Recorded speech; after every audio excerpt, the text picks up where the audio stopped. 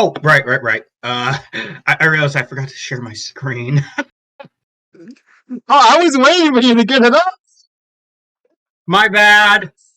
It's all good, homie. All right. Hey, what's up, guys? It's the Mega 301 here with another Death Battle reaction. Today I'm here with my good friend Minato, as always. Hey. And we are going to be reacting to Phoenix versus Raven. I almost said Raven versus Phoenix. It just kind of flows off the tongue better, in my opinion. You know what I mean? Yeah. It's kind of like a Poe versus Iron Fist situation. At first, but after hearing that the guy who animated Stitch versus Rocket is working on this, I'm a little more optimistic now. Plus, hey, the Sprite team proved me wrong twice last season. You know what? For me, it's a death battle. I always know they're going to be fire, but like I just don't really know fully what to expect, so to speak. First time, I was worried about Magneto being like out of character, like they were going to go into his character arc and then have him act like he did at the beginning of the arc. But then his fight with Tetsuo proved me completely wrong. Yeah. And then second one was Silver versus Trunks, where I expected just the same kind of usual Silver versus Trunks stuff and like the same verdict. Needless to say, those were two of my favorite episodes from that season. So Trunks versus Silver still kind of hurts. Not gonna lie, I'm not even that big of a Dragon Ball fan, but like Trunks is just so cool. All right, yeah. But yeah. So as for this. I have no fucking clue what to expect going into this. I have no clue who's going to win. All I know is that it's Sprite animated, which is usually a good sign. All sponsored by BetterHelp. Sprite team is pretty underrated. Like they're so good. Holy shit. Yeah. Jean Grey, the marvelous Phoenix of the X-Men. Raven, the Azarathian demon witch of the Teen Titans. If absolute power corrupts absolutely, in our quest to contain the beast within, we may well be consumed by... Bird battle time! He's Wiz and I'm Boomstick. And it's our job to analyze their weapons, armor, and skills to find out who would win a death battle. But yeah, going into this, all I know is that you use Phoenix Force so much across Death Battle to show how OP something is. Phoenix bursts into flames upon its death, then rises from its own ashes. But like, Trigon scaling with Raven, I don't know what to expect. The dawning and setting of the sun. Well, we'll talk about it later. Let's just see what they have to say first. A cycle poor Jean Grey was thrown into way too young when her best friend was struck by a car right in front of her. Just like a phoenix, the trauma of Annie's death was the start of something new. Her mutant power of telepathy. In Annie's fleeting moments, Jean bonded with her mind, and they experienced her death together. By the way, Jean was 10. Enter Professor Charles Xavier, who hoped to help Jean through her trauma. And was also a telepath. He taught Jean how to control her X-Gene, and she used her powers to find other troubled mutant kids around the country. Thus, the first iteration of these marvelous mutant superheroes was born, the X-Men. Cyclops, Iceman, Beast, Angel, and of course, Marvel Girl. We can workshop that name. Jean's potential as a telepath was incredible. So far, I don't think Phoenix has this. After all, Beast couldn't lift the entire 60-ton tree off the ground until she was mature enough to wield it safely. She can read and control thoughts, communicate telepathically, rewrite and erase memories, manipulate each one of your senses, and project her mind into the astral plane. Jean is also an expert telekinetic, capable of forming energy barriers, deconstructing giant machines, and even halting the blood flow to your brain. Starting to feel like the guy with big hands who can climb good is a little out of place, but Jean's an Omega level, so that's already promising. On one fateful mission. Magneto Omega level? Oh wait, hold up, this is vital. The Marvel Girl came into contact with an incredible energy. It merged with her, greatly enhancing her power. But there was a catch. This thing wasn't just a power boost. It was a giant space bird! More like a cosmic being, which is the embodiment of the Big Bang, destined to consume all of existence at the end of time. This is the Phoenix Force. Well, merging with the fire chicken didn't turn out so well, because all it wanted to do was blow shit up. Hey, why don't I get a Phoenix Force? That sounds awesome. The Phoenix Force desires destruction. Its fire will one day consume all of existence. That's its purpose. Unfortunately, this need for annihilation will oh my goodness, the unit's going to end in a minute. Corrupting her until a thoughtless moment where she obliterated an entire civilized planet. Billions of lives simply erased. This was the dawn of the Dark Phoenix. Yeah, when Jean figured out what happened, she was not okay. No matter how hard she tried to kill the Phoenix's influence, it would always rise back up. Good, because it's a Phoenix. And so, rather than allow this absolute power to consume her, Jean heroically sacrificed herself, ending the threat. What a beautifully tragic story about the corrupting influence of power on the human spirit. Not really. Turns out that wasn't actually Jean. The Phoenix was just kind of pretending to be her. She came back later. Oh, and she merged with the Phoenix again.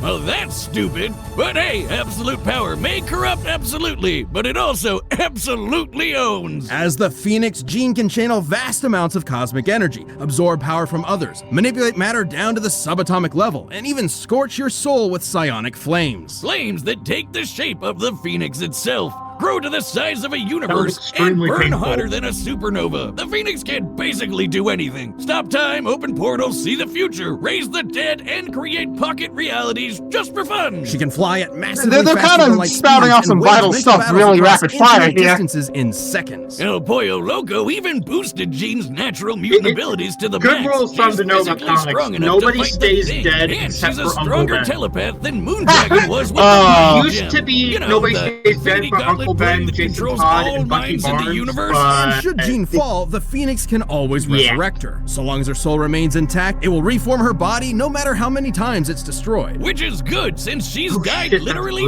15 times. As of this recording, at least. She probably died again in 2024.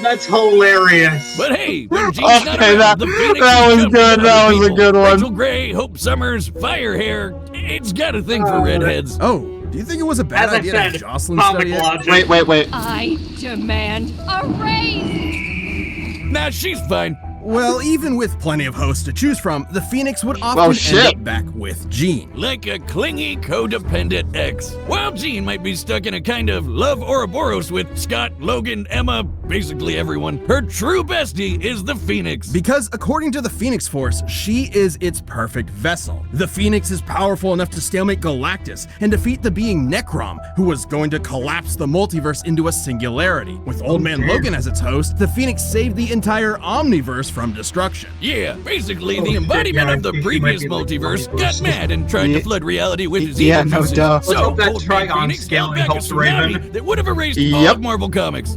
Let's move on. Even after all of Marvel, I think we talked over something important. Free from the influence of the Dark Phoenix and the threat of its ultimate destruction. But Jean's like the nicest and most patient person ever, so she eventually sort of got through to the Phoenix Force. And with their combined power emotionally stabilized, Jean reached her ultimate state of being, the White Phoenix of the Crown. Sounds like a Dark Souls boss, and just as bullshit. White Phoenix is a perfect merging of Jean and the Phoenix Force, allowing her to control time and space and hold friggin' universes in her hand. And giving her dominion over the White Hot Room, the highest plane of existence and the center of the Phoenix's power. Beyond the far shore of reality, it is a dimension the Phoenix has complete control over and even gets stronger while in it. But I think Raven's never fucked. Get out of that let's kill everyone mindset. So Jean finally confronted it and dumped his ass. Yeah, she dumped a cosmic god of destruction. You go, girl. Time to take back the good old days of, wait, they're calling her Marvel Girl again? Roll it back. But like a phoenix, the two will inevitably rise again and reunite, refreshed and renewed,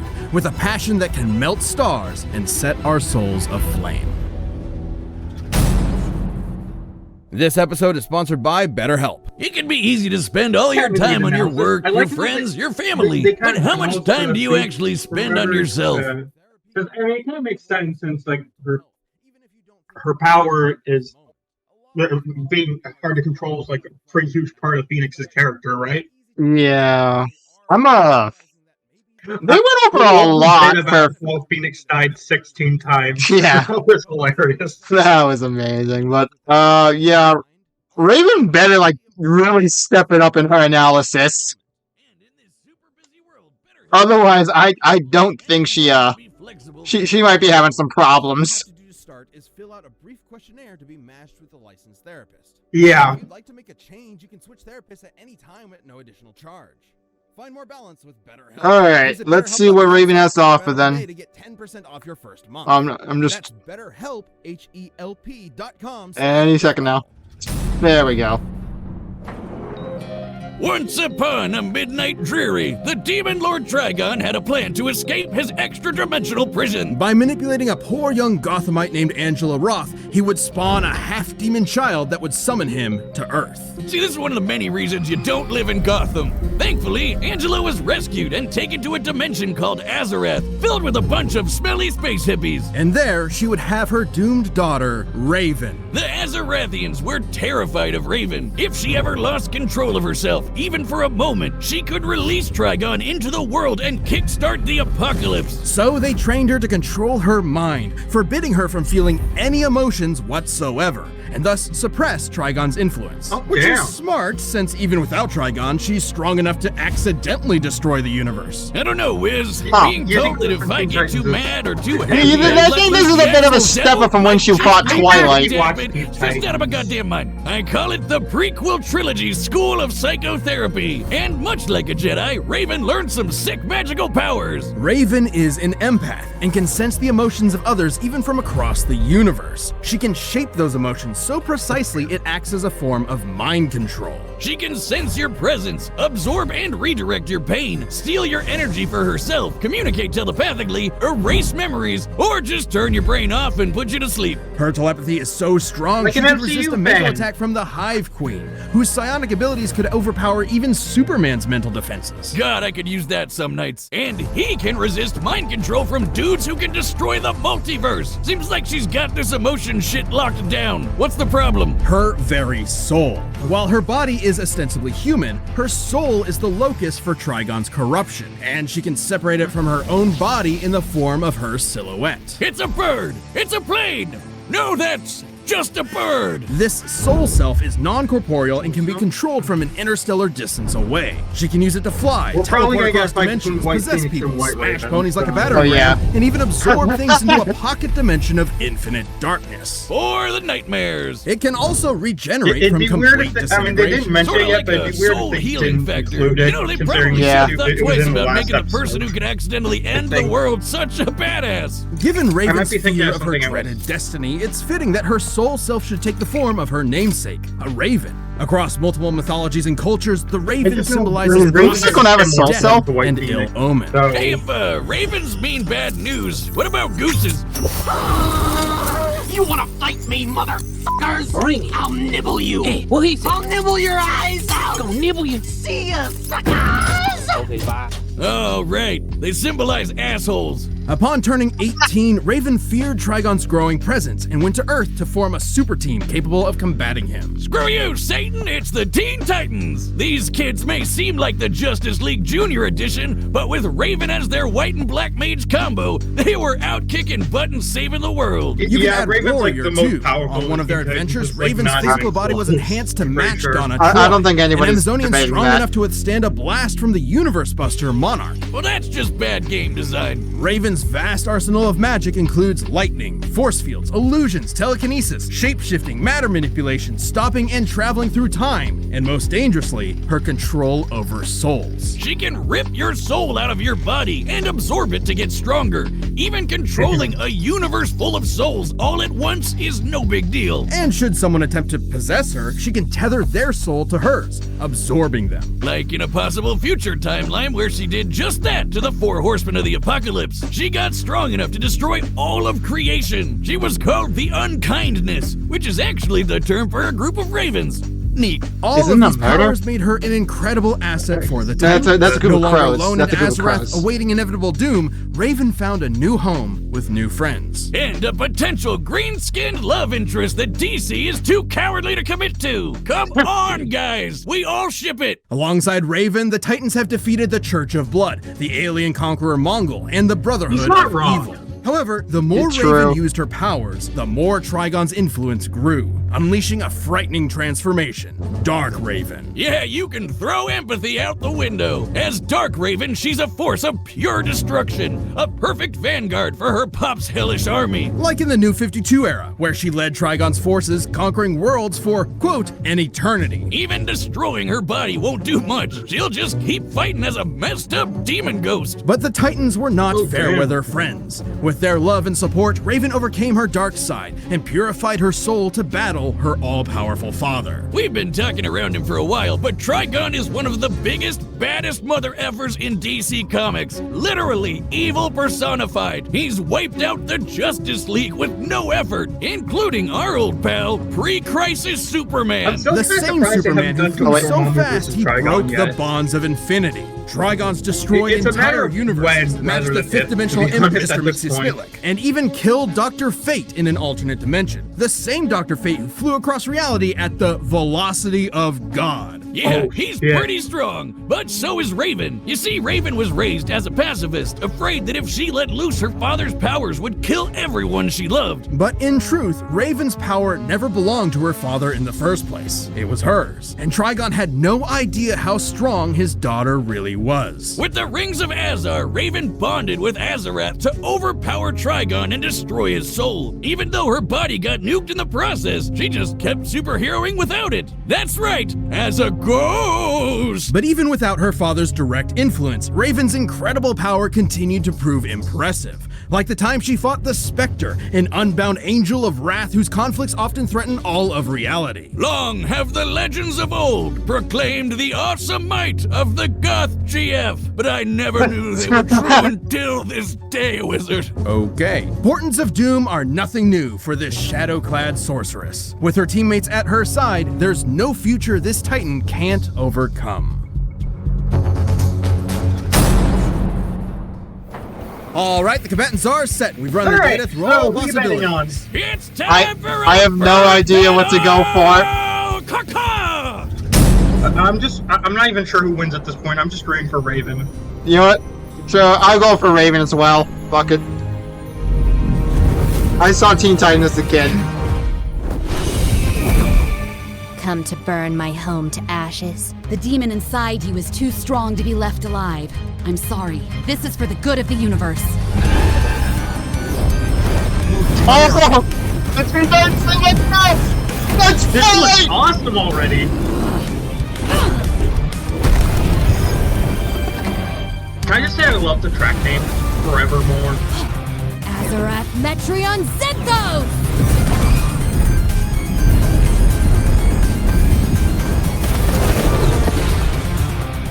Was that the fucking X-Men theme? Wait, hold up.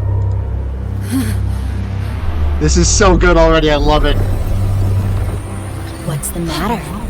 Afraid of the dark. You don't control my mind!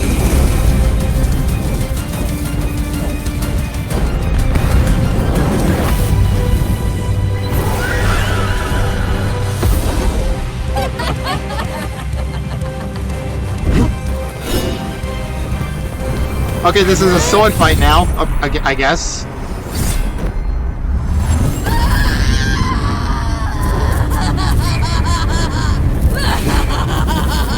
Oh, damn. It's too late for you now!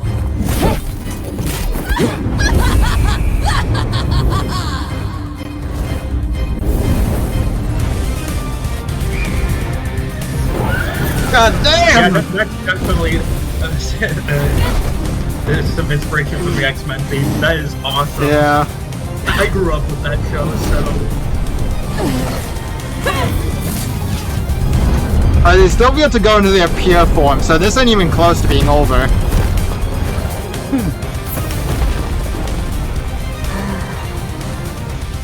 Let me cleanse you of your demons. Sear and scorch them all away!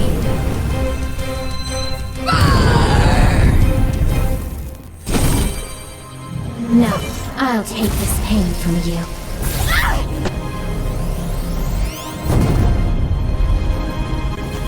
Enough!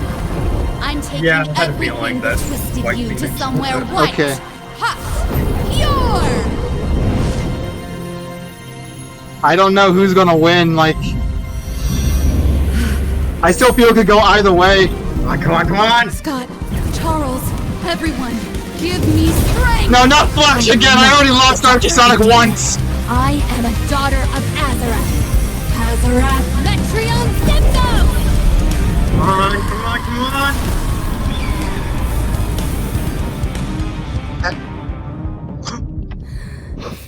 Let's go! Please tell me this is a win. Please tell me this is a win. Please tell me this is a win. I'm home. The Ghost Girl wins! KO! You know, I think they could have just talked this one out. This was a nail-biter, and perhaps that's surprising. Yeah, because for Raven's this one. reputation hardly matches that of the almighty Phoenix. Probably because Raven's always holding back. When she doesn't, you don't have to dig too deep to see that these two are evenly matched in power. The Phoenix I have Force is no strong enough attachment to hold on Phoenix, the so... destruction of all creation. But Raven had multiple We gotta read showings of... the advantages and disadvantages. I'm sorry. Yeah, Okay, you need a moment? You need a moment? Of high-end power, Phoenix Force has more experience, but she also lacks spiritual defenses, and she can't destroy the soul self. Yeah, Whereas I didn't... Most of Jean's abilities has more options to end the fight. Her soul self was can always regenerate, but she was theoretically less experienced and had less stamina. Okay, so yeah. I thought Raven's... I figured it was Raven's soul stuff that would win. I'm not sure if I like that more than Stitch versus Rocket, because I admittedly have a bias towards Stitch. I really like Stitch. Oof. When we do that ranking, this is going to be a tough one. Yep. This is only the 6th episode. We still have 10 more to go. Yeah, we'll have plenty of time to think it over. Yeah. All right, let's play. Battling similarly powerful characters like Trigon and the Spectre, and both could compete with speeds exceeding infinity. Sure, Jean got a power boost in the White Hot Room, but that didn't make her invincible. The Phoenix has been overpowered there before, like by this big green cat. So throw stats out the window. This fight came down to their abilities. Both were immeasurably powerful telepaths. I haven't both cheered could this control far matter since and Broly time, won against and Hulk. both I'm could not gonna absorb lie. each other's energy. However, Raven's ability to survive and fight as just her soul meant that most of Jean's offensive arsenal could not end the fight. The Phoenix Force could have attempted to possess Raven's soul, but Raven has tethered her essence to other similarly powerful beings and absorbed them in the past. And while the Phoenix's fire has shown to burn souls, Raven's has regenerated from complete disintegration. On the flip side, Jean actually had very little defense against Raven's soul manipulation. The Phoenix could regenerate Jean's body, but not her spirit. When Rachel Gray's soul was shattered, the Phoenix was actually incapable of healing it on its own. And while the Phoenix Force itself will be reborn in the White Hot Room, this can take months, years, even centuries. So it could be one hell of a war of attrition, This but is like ultimately my only Wanda Raven versus had the Zatanna ability moment, to I'm not finish gonna this lie. battle. Jean Grey was one of the strongest beings we've ever seen. But I mean, I Raven's still had own faith in awesome Raven might, to the end, brilliant but- magic, and unique I'd soul-destroying be lying if I powers said I snuffed out wasn't her fire for second-guessing good. during the Will the climax. Phoenix rise again, returning from that far, far shore? Quote the Raven, nevermore. The winner is Raven. All right. Raven joins the 2 for 2 club. On what's next? I have no fucking clue! Okay, so I think Vader versus Obito is either the half circle or the suit, and depending on which one it is depends on what my prediction is. If it's the suit, I think next time is going to be either Monokuma versus Koro Sensei or Guts versus Dimitri. I still stand by what I said. The Death Battle community has lost out prediction privileges. If it's the Obi versus Obito is the half circle, I think it's going to be either Wesker versus Kazuya or Eva 01 versus Wing Gundam Zero. I can't wait for it to be something completely random that neither of us will even. One of my friends semi-close actually to managed to predict Stitch versus Rocket, like as the next time when we were talking about our predictions. So, okay, you know what? Respect to him then. Right. All right, let's see it then. Thanks for Let's watching. find Stay out. tuned. We have a new Death Battle releasing every 2 weeks this year. It's click the join button to gonna get new be perks and nothing extra we're content. expecting. I Planet call it level now. members even see Death Battles before anyone else, so don't miss out. No way! No way! No shot! That is awesome! I cannot wait for this! Minato, you're a god! Oh my god! One of my most wanted is happening! Oh, shit! Let's fucking go! This is the greatest day of my life! First the Goth girl wins, and now Guts is back. Oh, I am so happy right now. Holy shit. Oh, man. So, what, you looking forward to next time? Is Dimitri from Fire Emblem? Yeah, Dimitri's from Fire Emblem. So that's actually the first Fire Emblem rep. Hell yeah, it is. I am so hyped for this. Holy shit. So I basically, I hate to. I'm happy for you. I'm happy for you. And it's not like I'm not looking forward to the episode. I know it's going to be great, but like I just don't have any personal attachment for it or anything. That's fair. I mean, I do feel kind of bad for like a lot of the Claymore fans since they said like this was like the only chance of Claymore getting on the show. But at the same time, Dimitri's one of my favorite Fire Emblem characters, so I have a stronger attachment to this episode. I mean, to this matchup. Yeah, I'm just so fucking happy right now. Oh man, I can't believe this.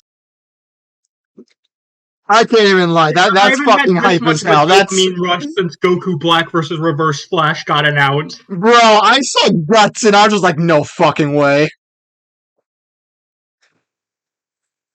This is amazing. Let this video forever serve as proof that you correctly predicted the death battle. I'm going to look for every possible reason to make this at least my second favorite episode this season, because I am just that biased.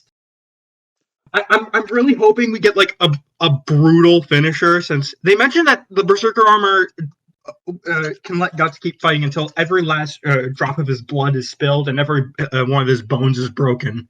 Yeah. The general consensus is that Dimitri wins. Well, don't forget, Guts fights people stronger than him every single day. Dimitri doesn't have any demonic shit, though, for Guts to realize that's a bad idea, so I think Dimitri still pulls through. Ah, shoot, you're right.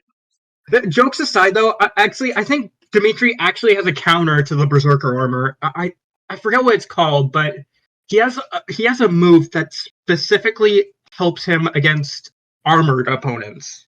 I think it's called Atrocity. I mean, yeah, like I can see I understand the Berserker armor, like would let you fight on until every last drop of your blood spill and every bonus shatter, but like, does it really stop you from being like cutting fucking half or something? That might actually work in his favor. Yeah, that's like what I'm saying. What if you'd like cut him in half? Also a pretty violent dude, though, so there's a chance that he could still just kill Guts, like just really brutally.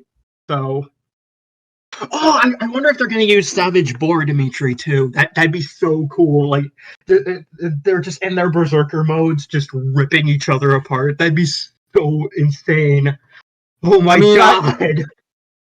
Like I said, I don't know a lot about Fire Emblem, but from what I've seen from Berserk, I think the Gore kill is just like standard here. Yeah,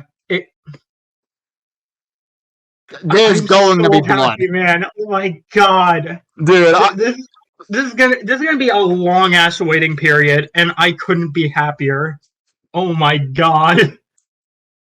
Oh man, I wonder if I could show Percoot versus Griffith within this waiting period. I didn't hear like anything from like the last 30 seconds. Oh, damn! I was rambling. Yeah. Oh right, Assassination Classroom. I was half expecting Monokuma versus Koro Sensei to be the next time, so I was watching Assassination Classroom to prepare for it. Oh, nice. Just so I wouldn't get spoiled on it at the show when the episode came out. I'm kind of glad it isn't, though, because I'm really, really petty and don't want Koro Sensei to die. I understand. Okay, let me rephrase that. It's less about Koro Sensei dying, and though that certainly doesn't help, and more about I don't like the idea of Monokuma forcing Koro Sensei's students to kill each other. That makes me kind of sad. That would be a pretty good setup to the fight, though. You can't deny. I'd be happy if Koro Sensei at least intervened to prevent like any of his students from killing each other. That'd at least be nice. The only other matchup where I'm petty enough to say that I don't like a matchup because my preferred character loses is Dante versus Kratos. Wait, so Dante's my comfort character. I'm not apologizing for that one. Why do you think I don't want Ash versus Yugi? Yeah, that's fair. Honestly, I'm just waiting for Yu-Gi-Oh to get in because I really, really, really want Kuroto Dan versus Seto Kaiba. Like, it still makes me sad. Like, almost all of Ash's matchups are W's, except his most popular one. Damn. Like, every single one of them is a W for Ash. Is it bad that now that I've been getting into Yu-Gi-Oh, I'm kinda rooting for Yugi? Kinda. You come to my house, come to my channel, and talk about Ash dying. How dare you? Dishonor on you. It's less about Ash losing and more about Yugi winning. Dishonor on your family, dishonor on your cow.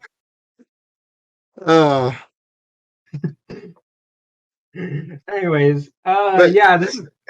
Yeah, I'm gonna have to watch this again, man. So we kind of got sidetracked from like speaking of the episode, we forgot to talk about it, and we just immediately went in the next time. Yep. So I really like. It definitely felt a lot more unpredictable because I know like a lot of people were saying say that like when one character dominates, it gets obvious. But so or like when one character goes to their stronger form first, it's obvious they're probably going to lose. I actually kind of had that premonition with Thor versus Vegeta when Vegeta went Ultra Ego before Thor even had to consider Warrior's Madness. Anyways, I'm getting off track. So I was kind of nervous when Raven went Dark Raven before Phoenix went Dark Phoenix. So, but I mean, to be fair, I didn't consider that a thing just because I knew they still had them light forms. This was definitely a welcome surprise. Definitely. Oh. And I will say, I did think Raven was kind of fucked for a moment when they went to the White Room. Yeah, and especially when remember Ant-Man versus Adam. Especially when Jean started to go full Wally West final moments. Oh, like give me strength, that too. Like I started having flashbacks because I was rooting for Archie Sonic in that episode. They really said it. They really made it seem like Jean was gonna win with her like pulling a Wally West and an Ant-Man at the same time.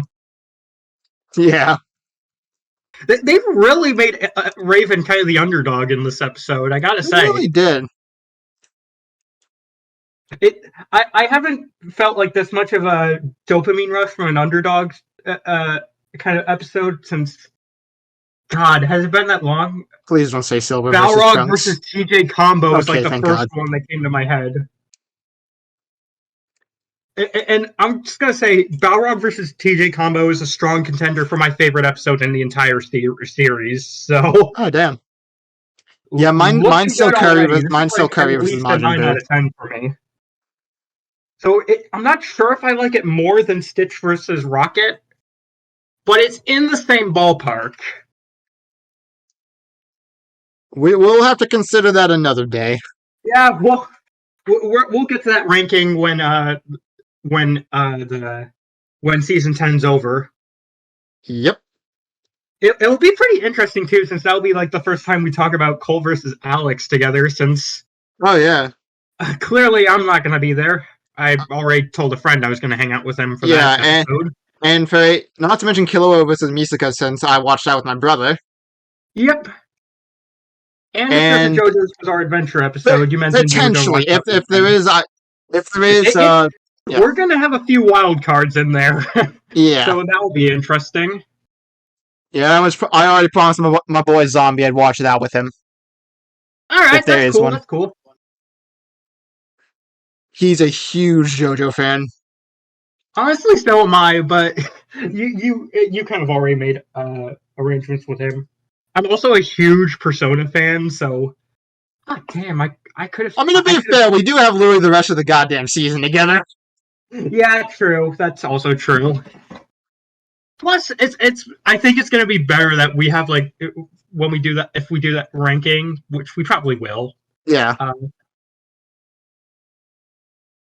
Yeah, I'm looking forward to that, to be honest. Yeah. So one last thing before we end off here. So for the Cypher, we're not going to get into the Cypher, the other potential matchups. But so you think this one's the suit? Then you said.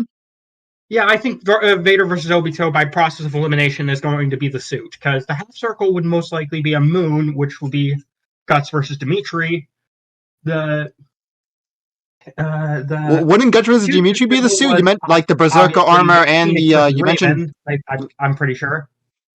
And I think, I mean, there's not much that I don't need to really beat around the bush why I think is going to be after Guts versus Dimitri. It's probably going to be Cole versus Alex. Yeah, I wouldn't be surprised. They'll probably do that as like the mid-season thing, since that's one of the ones that was confirmed. Yeah. Man, I'm so hyped for Cole versus Alex. It's weird because I don't have much of an attachment to that. It's like Sora in Smash to me, where it's like I don't have much of a personal attachment to it, but I'm happy for everyone who got it, even if I had my own preferred. Was really hoping for Kratos versus Asura and Reimu Hakurei from Toho in Smash. But hey, as I said, I'm still really happy for everyone. So. Oh yeah. And you know what? We got you got your next time here. You got your next time here. You got your next time here, let's be honest. Yeah, I got my next time right here, so I'm already having a huge dopamine rush. This one's for you. I'm not sure. I'm pretty sure I like Guts versus Dimitri more than any of the reveals from season 9. I'm gonna be completely honest. That's not a dig at season 9's roster. That's about how much I love this matchup. Alright, well. I'm so happy, holy shit. Yeah. Alright, well, I think that'll do it for this episode. Make sure to like, comment, and subscribe, and the original video will be in the description as always. Once again, thank you, Minato, for joining me. As always, it's always great to have you here and reacting with you. Thanks, you too. And I will see you all in the next video. See ya! I hope Guts versus Dimitri is the best episode in season 10.